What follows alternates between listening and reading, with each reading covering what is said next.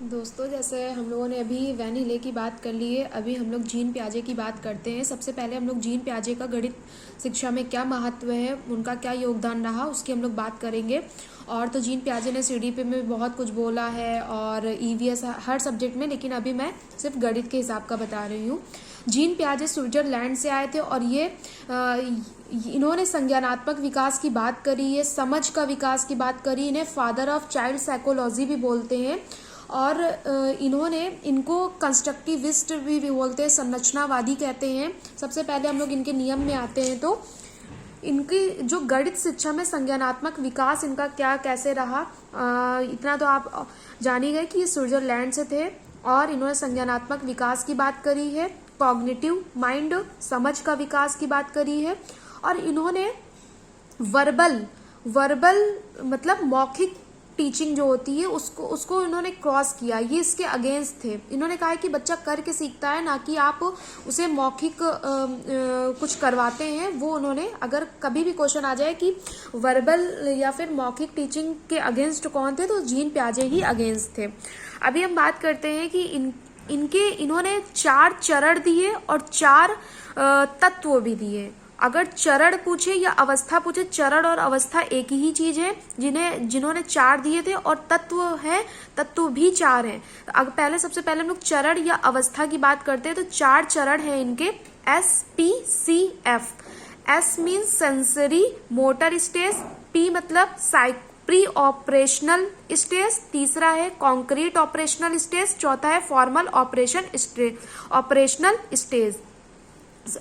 ये अभी अवस्था छोटा छोटा, इसको थोड़ा सा बाद में एक्सप्लेन पूरा करती हूँ, पहले छोटी छोटी चीज जान लेते हैं। तो अगर आपसे चरण या अवस्था पूछे तब भी आप 4 बोलेंगे, और अगर इसके 4 तत्व पूछे वो भी 4 होंगे। पहला तत्व है परिपक्वता, जिसे हम लोग मैच्योरिटी बोलते हैं। दूसरा है अनुभव, जिसे हम एक्सपीरियंस बोलेंगे। तीसरा है सोशल इंटरेक्शन, सामाजिक अंतःक्रिया। चौथा है इक्विलिब्रियम, जिसे संतुलन बोलेंगे। अब बात ये आ जाती है कि कभी भी अगर क्वेश्चन में सामाजिक इंटरेक्शन मतलब सोशल इंटरेक्शन हमने देखा, तुरंत हम वाइगोस्की को टिक करते हैं, जबकि पूरा क्वेश्चन पढ़ने की जरूरत है। जहां पर समाज, संस्कृति और भाषा की बात करेंगे वहां वाइगोस्की आएंगे, जबकि सामाजिक अंतःक्रिया के तत्व की बात करेंगे, जीन पियाजे के तत्व में आएगा, तब हम सामाजिक अंतःक्रिया या सोशल इंटरेक्शन की बात करेंगे तो जीन पियाजे के अकॉर्डिंग आएगा। ये क्वेश्चन पे डिपेंड करता है कि कैसे क्वेश्चन पूछा, उस हिसाब से आप जीन पियाजे और वाइगोस्की में अंतर करेंगे। यहाँ पर 4 तत्व। परिपक्वता मतलब बच्चा तभी सीखेगा जब उसमें परिपक्वता आ जाए। परिपक्वता का मतलब है कि वो थोड़ा सा बैठना उठना समझ जाए, तब तो आप उसको कोई चीज सीखने के लिए कहेंगे। अभी गोद में बच्चा, उससे आप सीखने की एक्सपेक्टेशन नहीं करते। तो जीन पियाजे का कहने का मतलब है संज्ञान का विकास तभी होगा जब उसमें मैच्योरिटी आएगी, परिपक्वता आएगा, फिर बच्चा अपने अनुभव से सीखता है, और जब समाज में वो उतरता है तो सामाजिक अंतःक्रिया से सीखता है, और फिर बच्चे के अंदर संतुलन बैठने लगता है। वो चीजों को समझता है कि पहले आपने इसको बता दिया कि ये गाय है, गाय के बाद आपने बताया कि ये घोड़ा है, तो वो धीरे धीरे समझने लगता है कि घोड़ा अलग है और गाय अलग है। अभी हम लोग और इसमें थोड़ी थोड़ी छोटी छोटी चीजों की बात करते हैं। सबसे पहले जीन पियाजे ने नैतिक विकास के 2 स्टेजेस बताए। 2 स्टेजेस, एक हेट्रोजीनियस और एक ऑटोनोमस। हेट्रोजीनियस में था परायत्त मतलब दूसरे पे डिपेंड रहना, ऑटोनोमस मतलब स्वयं में। जब बच्चा, इसकी स्टेज इन्होंने 2 से 8 वर्ष तक की बताई, क्योंकि 2 से 8 वर्ष तक का बच्चा दूसरे पर डिपेंड रहता है, अपने माता पिता पर डिपेंड रहता है मोस्टली, और या फिर अपने शिक्षकों पे, या फिर कोई डिसीजन लेना है या कुछ भी करना है तो वो दूसरों पर डिपेंड रहता है, जिसे हेट्रोजीनियस बोला है। और फिर उसके बाद इन्होंने ऑटोनोमस बोला है, मतलब बच्चा सेल्फ डिपेंडेंट होने लगता है धीरे धीरे। इसकी एज इन्होंने 9 से 11 बताई है कि वो अपनी पर्सनल काम तो धीरे धीरे खुद ही करने लगता है। अपना बैग भर लेना, अपनी ड्रेस पहन लेना, अपने बाल वगैरह बना लेना, अपना टिफिन लगा लेना, ये ऑटोनोमस में आता है। तो जीन पियाजे के अकॉर्डिंग अगर नैतिक विकास के बारे में बात करें तो उन्होंने 2 स्टेज बताई, एक हेट्रोनोमस और एक ऑटोनोमस। और अगर आपसे 4 इसके तत्व पूछे जाए तो 4 है मैच्योरिटी मतलब परिपक्वता, दूसरा अनुभव जिसको हम एक्सपीरियंस बोलेंगे, तीसरा सोशल इंटरेक्शन सामाजिक अंतःक्रिया, चौथा हम बोलेंगे इक्विलिब्रियम संतुलन। फिर हम आते हैं, जीन पियाजे ने 3 से 4 शब्दों का यूज किया है। सबसे पहले इन्होंने बात करी, स्कीमा की बात करी है। स्कीमा हर सब्जेक्ट में पूछा जाएगा कि स्कीमा की बात किसने करी है, तो स्कीमा हिंदी नाम कहें या फिर इंग्लिश कहें, स्कीमा ही कहेंगे। स्कीमा की बात जीन पियाजे ने किया है किसी भी वस्तु का दिमाग में जो चित्र बन जाता है उसे हम स्कीमा कहते हैं। जब भी आप अगर आपसे गाय बोले और गाय का जो चित्र आपके माइंड पे बन रहा है उसे हम स्कीमा बोलेंगे। इसकी बात जीन पियाजे ने की थी। जीन पियाजे ने 3 वर्ड और बात की थी, एक आत्मसातकरण, समावेशन और समायोजन। ये 3 वर्ड अलग अलग तरीके से पूछे जाते हैं। आत्मसात मतलब एसिमिलेशन। एसिमिलेशन का मतलब है जो भी आपने जानकारी थी ज्यों का त्यों ले लेना, ये आत्मसात है, एसिमिलेशन है। जैसे मैं कोई चीज बता रही हूँ, आपने एज इट इज उसको उतार लिया या फिर उसको अपने संप्रत्यय में as it is note down कर लिया, उसको ज्यों का त्यों बोलते हैं, आत्मसात, एसिमिलेशन। दूसरा है समावेशन। समावेशन संरचना को संशोधन कर देना। जो आपके माइंड में चित्र बना था गाय का जो चित्र बन रहा है, मेरे बोलने से गाय का जो चित्र आपके माइंड पे बन रहा है वो उसको हम स्कीमा बोलेंगे।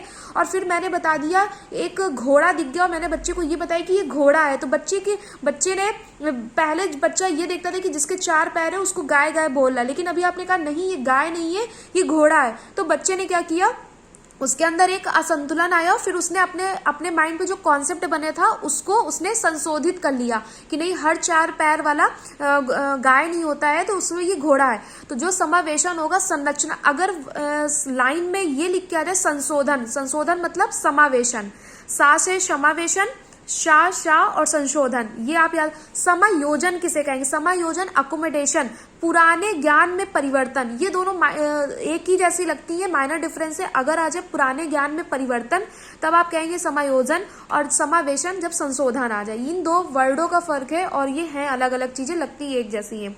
ये तो बात हो गई छोटी छोटी। अभी हम आते हैं जो गणित के परिप्रेक्ष्य से सबसे ज्यादा इंपॉर्टेंट है। 4 अवस्थाएं हैं। 4 अवस्थाएं कौन कौन सी, एस, पी, सी, एफ। सबसे पहले एस की बात करेंगे जिसे हम कहते हैं सेंसरी मोटर। सेंसरी मोटर मतलब ज्ञानात्मक, क्रियात्मक, इंद्रिय जनित, गामक, संवेदी, पेशी अवस्था है सेंसरी मोटर। धीरे धीरे समझते हैं। सेंसरी मतलब इसकी एज क्या होती है, 0 से 2, मतलब जब बच्चा जन्म लेता है और 2 वर्ष तक रहता है तो वो कैसे करता है, वो बोल नहीं पाता, लेकिन अगर उसे भूख लग रही, उसे दूध चाहिए तो वो रोने लगता है। अगर उसे कोई भी चीज चाहिए तो रो कर, हंस कर, उसके 4 संवेग होते हैं, रोना सोना गाना, रोना सोना और हंसना। ये 3 इसके संवेग है जो सेंस, मतलब अगर वो अपने संवेदी अंग से, 5 संवेदी अंग होते हैं, आंख, नाक, कान, त्वचा, मुंह, इनसे जो चीजें व्यक्त करता है वो 0 से, मतलब जन्म से लेकर 2 वर्ष तक वो व्यक्त करता है। इसे हम लोग सेंसरी मोटर स्टेज बोलते हैं जीन पियाजे के अकॉर्डिंग। इसको हम लोग इंद्रिय जनित भी बोलते हैं क्योंकि ये इंद्रियों के माध्यम से करता है। संवेदी पेशी अवस्था भी बोलते हैं, ज्ञानात्मक क्रियात्मक अवस्था भी इसको बोलते हैं। सबसे पहली ये स्टेज हो जाती है 0 से 2, सेंसरी मोटर स्टेज। इसे हम लोग एस भी बोल देंगे, ज्ञानेंद्रिय या फिर इंद्रिय जनित, क्योंकि इंद्रियों से होता है। अब इसमें पूछा जाएगा कि इसमें इसके गुण क्या क्या होते हैं। सबसे पहले तो ये जो होता है, जन्म से लेकर भाषा के अधिग्रहण तक शिशुओं का मानसिक और संज्ञानात्मक विकास करता है। धीरे धीरे बच्चा माँ, माँ, पा ये सब बोलने लगता है। तो ये क्या है, जन्म से लेकर भाषा के अधिग्रहण तक ये काम आता है। और फिर उसका मानसिक विकास भी कर रहा है कि वो अपनी मम्मी को देखकर मम्मी जान जाता है, वो अपने पापा को देखकर डिफरेंशिएट कर लेते हैं, ये मेरे पापा हैं, ये मम्मी है। तो ये जो शिशुओं का मानसिक और संज्ञानात्मक विकास हो रहा है, सबसे पहली स्टेज सेंसरी मोटर स्टेज में आता है। यहाँ बच्चा संख्याओं को वस्तुओं से जोड़ता है। जब आप उसको कोई टॉय देते हैं तो वो संख्या, ये मेरा है, ये मेरा, मतलब छोटा बच्चा है, अभी बोल नहीं पा रहा, लेकिन फिर भी वो जो संख्या होंगी उसको वस्तुओं से जोड़ने लगता है। संख्या और गिनतियों की अवधारणा समझने लगता है कि ये 1 है, 2 है, वो उसको समझ में आने लगता है कि बहुत सारे हैं, ये कम लोग हैं। मतलब लेकिन यहाँ पर क्वेश्चन सबसे ज्यादा यही बनता है कि सेंसरी मोटर ऑर्गेन्स की स्टेज क्या है, तो 0 से 2 वर्ष तक की स्टेज है। और यहाँ पर बच्चा अपने सेंस के द्वारा, अपने सेंसरी ऑर्गेन्स मतलब इंद्रियों के द्वारा ही भावनाओं को व्यक्त करता है। बस छोटा सा समझिए कि जो छोटा बच्चा है वो बोल के चिल्ला के नहीं करेगा, सिर्फ वो रोएगा, हंसेगा और थोड़ा सा या तो सोएगा, इनसे ही अपनी भूख को, प्यास को वो प्रदर्शित करता है। फिर दूसरी स्टेज आती है, मैंने कहा एस के बाद पी, SPCF। पी आता है प्री ऑपरेशनल स्टेज, जिसे हम पूर्व संक्रियात्मक अवस्था कहेंगे। ये 2 से 7 वर्ष तक की होती है। यहाँ पर जब 2 से 7 वर्ष का बच्चा होता है वो बोलने लगता है, मतलब इसको कहते हैं भाषा की क्षमता हासिल कर लेना। अगर क्वेश्चन में कभी आ गया कि भाषा की क्षमता का विकास किस अवस्था से थोड़ा सा ज्यादा होता है, तो 2 से 7 वर्ष तक की ये जीन पियाजे के अकॉर्डिंग पूर्व संक्रियात्मक मतलब प्री ऑपरेशनल स्टेज में आता है। यहाँ पर बच्चा सीमित तर्क देने लगता है और विचार में अपरिवर्तनशील रहता है, कभी कुछ कहेगा तो कभी कुछ कहेगा, और ये निर्जीव को भी सजीव समझ लेता है। अगर उसको चेयर से चोट लग गई तो चेयर को मार दो, बेटा आप ना रो, चेयर को मार दिया तो वो बहुत खुश हो जाता है। इस तरह के जो गुण होते हैं वो 2 से 7 वर्ष तक की एज में होते हैं, पूर्व संक्रियात्मक एज में होते हैं, प्री ऑपरेशनल स्टेज में होते हैं। यहाँ पर बच्चा जोड़ घटाना का गुण से नहीं आता और पलटावी गुण भी नहीं आता। यहाँ मैं गलत बोल गई, यहाँ पर बच्चा जोड़ घटाना सीख लेता है लेकिन पलटावी गुण नहीं आ पाता। अगर आपने उससे ये कह दिया कि 5 से 3 घटा दो तो कितना आता है, 2 आता है, लेकिन अगर हमने उससे कह दिया 3 से 5 घटा दो तो यहाँ पे बच्चा उसको नहीं घटा पाएगा। तो यहाँ अगर आपसे ये पूछे कि जोड़ घटाना किस अवस्था में सीख लेता है, तो प्री ऑपरेशनल एज पूर्व संक्रियात्मक अवस्था में, लेकिन पलटावी गुण नहीं आ पाता। सीधे पलटावी गुण पूर्व कन्वेंशनल मतलब प्री कन्वेंशनल एज में नहीं आ पाता। यहाँ ये क्वेश्चन बहुत पूछा जाता है, ईगोसेंट्रिक अहम केंद्रिता किस अवस्था में आता है जीन पियाजे के अकॉर्डिंग, तो प्री ऑपरेशनल एज में आता है। और ये यहाँ पर एक पूछा था वन डायमेंशनल प्रत्यय का विकास कहाँ होता है। वन डायमेंशनल मतलब अभी अगर आपने ये कह दिया कि गोला अलग है और वृत्त अलग है तो बच्चा नहीं समझ पाएगा। वो गेंद को भी 3 डायमेंशनल ही गेंद को भी वो गोला ही समझेगा। उसके लिए जितनी भी चीजें चाहे वो 1 डायमेंशनल और 2 डायमेंशनल या 3 डायमेंशनल, उसके लिए सब चीजें 1 डायमेंशनल ही होगी।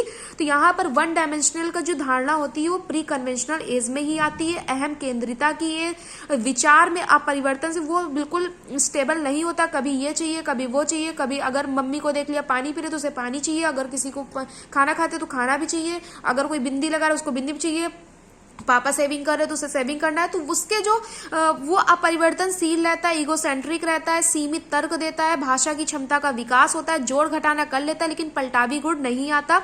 एक आयामी धारणा का विकास होता है और इसमें थोड़ा थोड़ा सामाजिक विकास होता है, क्योंकि छोटा 2 से 7 वर्ष का बच्चा थोड़ा सा बाहर भी जाने लगता है तो उसके दोस्त बनने लगते हैं।